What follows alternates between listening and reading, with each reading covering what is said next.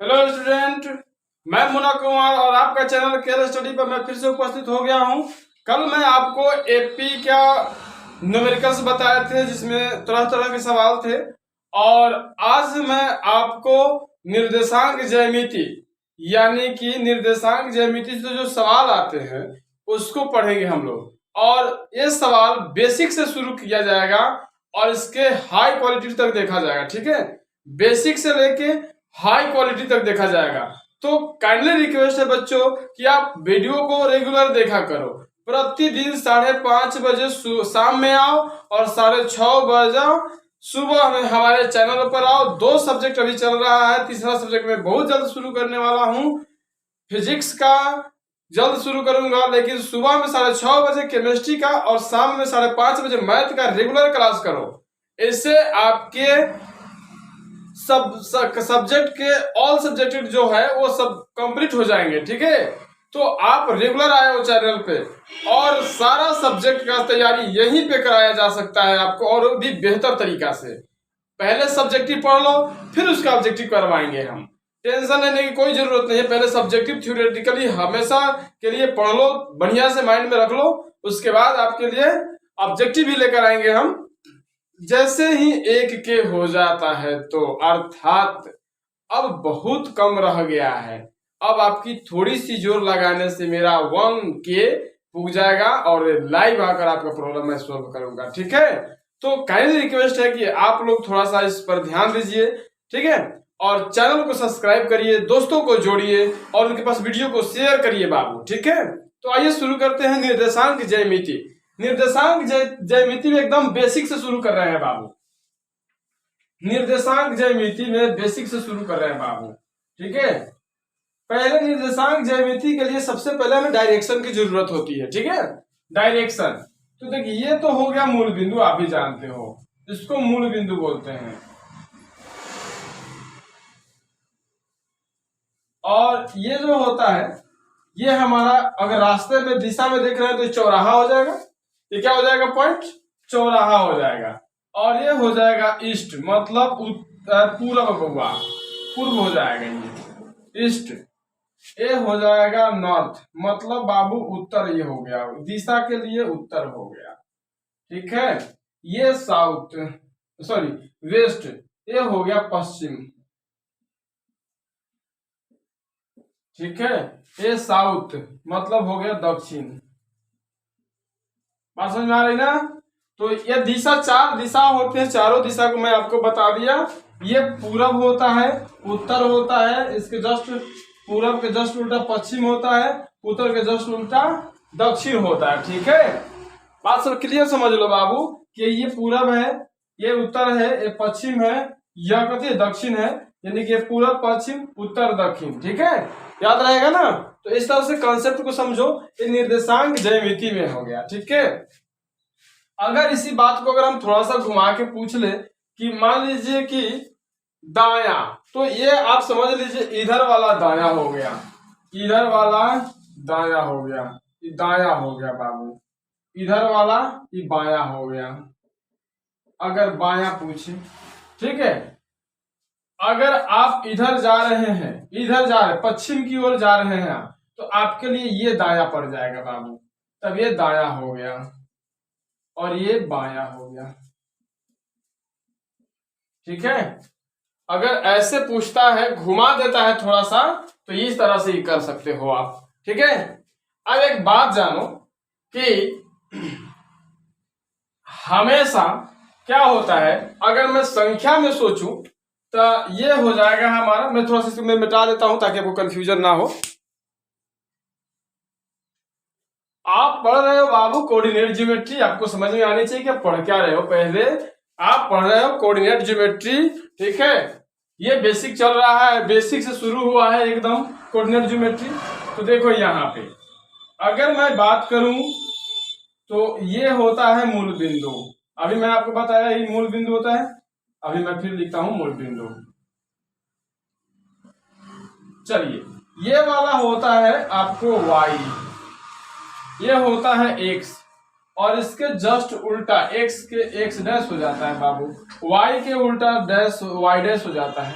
Clear समझो, इसको x, इसको एक्स डैश, इसको वाई, इसको वाई डैश। क्लियर है ना? ये क्लियर कर लो। ठीक है, हमेशा दाया वाला पॉजिटिव, दाया वाला पॉजिटिव होता है, बाया वाला निगेटिव। ठीक है, दाया वाला पॉजिटिव और बाया वाला निगेटिव। क्लियर? कौन निगेटिव? तो बाया वाला हमेशा निगेटिव होगा और दाया वाला हमेशा पॉजिटिव होता है बाबू। इसलिए कहा जाता है कभी कभी दिल का नहीं सुनिए, दिमाग का सुनिए। क्यों? कभी दिल हमेशा बाया रहता है तो कभी निगेटिव आपको ले जा सकता है, लेकिन दिमाग आपको हमेशा एक सतर्क दिशा देगा और आपको हमेशा दिशा एक सही दिशा में देगा। दिमाग का यूज करिएगा तो। दिल का अक्सर सुनने वाला इंसान पीछे जाता है, लेकिन अगर दिमाग से सोचता है कोई इंसान तो वह ऊपर तक जाता है। और दिल और दिमाग दोनों एक साथ काम करे तो समझ लो आप दुनिया के हर ऊंचाई को छू सकते हो, क्योंकि आपके दिमाग ने दिल को पॉजिटिव कर दिया। दिमाग ने दिल को पॉजिटिव कर दिया तो पॉजिटिव पॉजिटिव मिल गया तो दुनिया के हर ऊंचाई को छू सकता है। लेकिन अगर ये निगेटिव और ये पॉजिटिव तो अक्सर लोग इसका सुनता है, दिल का। इसलिए दिल हमेशा बाएं में रहता है बाबू। ठीक है, याद रखना। तो चलिए, ये तो आप क्लियर समझ लिए कि दाया वाला पॉजिटिव, बाया वाला निगेटिव, ऊपर यहाँ भी दाया वाला पॉजिटिव, यहाँ दाया वाला निगेटिव। क्लियर? अगर आप सुनिए, अगर आप ऐसे चाहते हैं कि ये जो चीजें कोऑर्डिनेट ज्योमेट्री में आप पढ़ रहे हो वो चीजें क्लियर हो जाए तो सुनिए। अब मैं बात कर लेता हूं थोड़ा सा अच्छा से। यहाँ देखो, अब यहाँ देखिए, इसको बोलते हैं एक्स अक्ष, इसको बोलते हैं एक्स डैश अक्ष, इसको बोलते हैं वाई डैश, वाई अक्ष सॉरी, और इसको बोलते हैं वाई डैश अक्ष। ठीक है, और ये जो पॉजिटिव होता है और ये भी पॉजिटिव होता है, इधर वाला निगेटिव, इधर वाला निगेटिव। ठीक है, तो सुनिए, अब इस पॉजिटिव के चक्कर में ये सब पॉजिटिव हो जाता है, दोनों पॉजिटिव, क्योंकि ये भी पॉजिटिव और ये पॉजिटिव, तो इसके बीच में पड़ने वाला अक्ष क्या हो जाता है? पॉजिटिव हो जाएगा। ठीक है, अगर आप, मैं तो सीधा भी बताया आपको, दिल और दिमाग एक साथ काम करता आप पॉजिटिव करोगे तो यहाँ दिल भी पॉजिटिव, दिमाग भी पॉजिटिव, दिल भी पॉजिटिव, दिमाग भी पॉजिटिव, तो काम आया कथी? पॉजिटिव। तो ये जो क्वाड्रेंट पड़ेगा, ये जो अक्ष है, चतुर्थांश पड़ेगा, इसको हम प्रथम चतुर्थांश कहते हैं। फर्स्ट शुरू करते हैं तो प्रथम चतुर्थांश कहते हैं, और प्रथम चतुर्थांश क्या होता है? पॉजिटिव हो जाता है। प्रथम चतुर्थांश क्या हो जाता है? पॉजिटिव हो जाता है। अब ये देखिए, इसका दिमाग तो पॉजिटिव है लेकिन दिल निगेटिव है, तो ये बेचारा कर देगा पहले निगेटिव फिर पॉजिटिव। बात समझ में आ रहा है? देख लो, दिमाग पॉजिटिव था, दिल निगेटिव हो गया, तो पहले किया निगेटिव फिर पॉजिटिव, यानी कि ठोकर जब तक नहीं लगेगा तब तक इंसान सुधरता नहीं है। ये हो गया निगेटिव फिर पॉजिटिव, ये आ गया दूसरे क्वाड्रेंट में पड़ गया। चलिए, ये निगेटिव और ये निगेटिव, तो जब दोनों निगेटिव तो क्या दूसरा कहीं पॉजिटिव होने वाला है? नहीं, ये द्वितीय तृतीय क्वाड्रेंट दोनों निगेटिव हो जाएगा। तो ये थर्ड क्वाड्रेंट है बाबू। कौन क्वाड्रेंट है? थर्ड क्वाड्रेंट होता है, निगेटिव होता है। चलिए, ए पॉजिटिव और ए निगेटिव, तो जब ठोकर खा लिए तो पॉजिटिव हो जाएगा पहले और बाद में आ जाएगा निगेटिव। सुनेंगे दिल के कभी कभी, लेकिन अक्सर आप किसका सुनेंगे? दिमाग का, क्योंकि ये 4 नंबर पर आता है। ठीक है, और ये चतुर्थ क्वाड्रेंट बोला जाता है। इसको बोलते हैं मूल बिंदु। ठीक है, इसको बोलते हैं मूल बिंदु। मूल बिंदु का क्वाड्रेंट क्या होता है? 0 0 होता है, आप भी जानते हैं।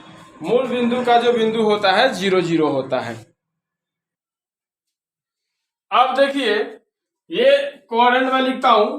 ठीक है, ये हो गया और यहां ये हो गया।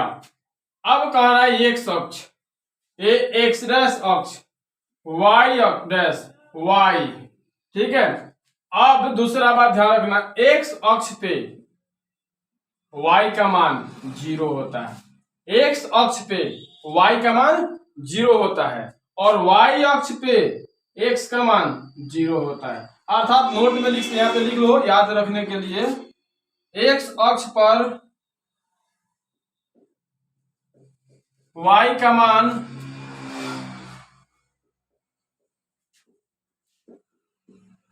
शून्य होता है।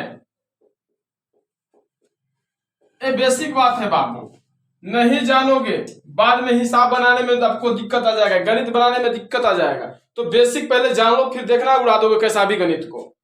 तो 2 नंबर में y अक्ष पर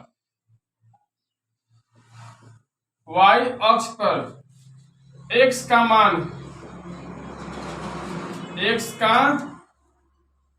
मान शून्य होता है। x अक्ष पर y का मान शून्य होता है, y अक्ष पर x का मान शून्य होता है। अगर कहने का बात आया तो इसको बोलते हैं, x अक्ष को भुज बोलते हैं। कभी कभी कहा देता है भुज क्या होगा, ठीक है। और इसको बोलते हैं कोटि, y अक्ष को कोटि बोलते हैं और x अक्ष को भुज कहते हैं। ये थी बेसिक बात है, आपने जो जाना। चलिए अब देखिए, ये हो गया चतुर्थांश, ठीक है।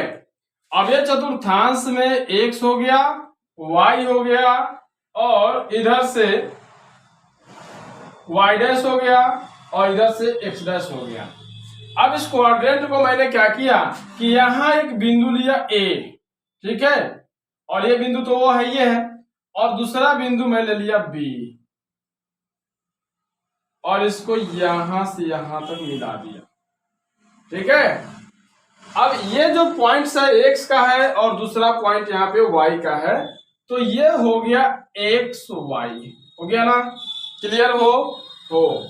और ये दूरी कहां से तय कर रहे हैं, तो मूल बिंदु से यहां तक की दूरी है। यानी अगर हम बात करें तो पाइथागोरस के तरह दिख रहा है, तो OA बराबर बोलो, नहीं पता, OA बराबर x हो गया, AB बराबर बोलो y हो गया और OB बराबर बोलो तो नहीं पता। तो OB बराबर पता करने के लिए पाइथागोरस प्रमेय लगाओगे, ठीक है। तो होता है कथी, AB स्क्वायर चाहे यहाँ पर OA square plus AB square. Clear समझो बाबू, डाउट्स नहीं होना चाहिए। OA का मान x है तो यहाँ x हो गया x स्क्वायर प्लस यहाँ पे इसका मान y है तो y का स्क्वायर, अर्थात x square plus y square. अब देखिए ये मूल बिंदु से दूरी हो गया। अब आपसे पूछेगा मूल बिंदु से दूरी, मूल बिंदु से दूरी, मूल बिंदु से दूरी x square plus y square. Clear हो, चलो ठीक है। अब मूल बिंदु से दूरी हो गया। अब देखिए, मान लीजिए कि ये कोई पॉइंट्स मैंने लिया यहां से यहां तक का, ठीक है। एक लाइन हमने यहां रखा, मान लीजिए कि ये कोई पॉइंट्स है जो ये इस तरह से है और एक पॉइंट्स यहां तक ले लिया, तो मान लीजिए ये A हो गया, ये B हो गया और ये हो गया C, और ये चाहे इसको कर दीजिए C और इसको कर दीजिए D, ठीक है। तो ये दोनों के बीच की दूरी क्या होगा, ठीक है। तो इस दोनों के बीच की दूरी क्या होगा, आप देखो। तो पहले इसको x1 y1 कर लो, और क्योंकि दूसरा पॉइंट है यहाँ पे और ये दूसरा पॉइंट है, तो और ये हो गया x2 y2। तो आपसे पूछ रहा है इस दोनों बीच की दूरी क्या होगा, तो इसको दूरी सूत्र बोलते हैं बाबू। अब दूरी सूत्र वही सूत्रवा है, कोई और अल्टर बात नहीं है। अब देखिए यहाँ है x1, ये x2, तो x2 माइनस x1 का whole square plus y2 minus y1 का होल स्क्वायर। आपने रटा होगा, यहाँ देख भी लिया, ऐसा ही होता है, समझ में आया ना। तो ये आप इस तरह से याद कर लोगे दूरी सूत्र, ठीक है। ये मूल बिंदु से नहीं होता है, ये बिंदु से दूरी होता है, किसी बिंदु से दूरी होता है, ठीक है। चलो दूसरा बात देखो,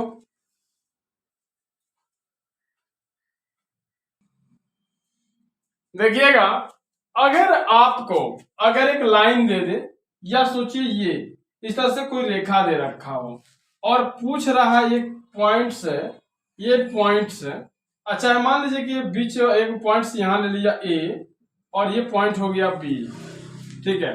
तो इसके मध्य में अगर आपसे पॉइंट पूछा जा रहा है तो मान लीजिए इसका x1 और इसका y1 हो गया, कॉमा y1, ठीक है।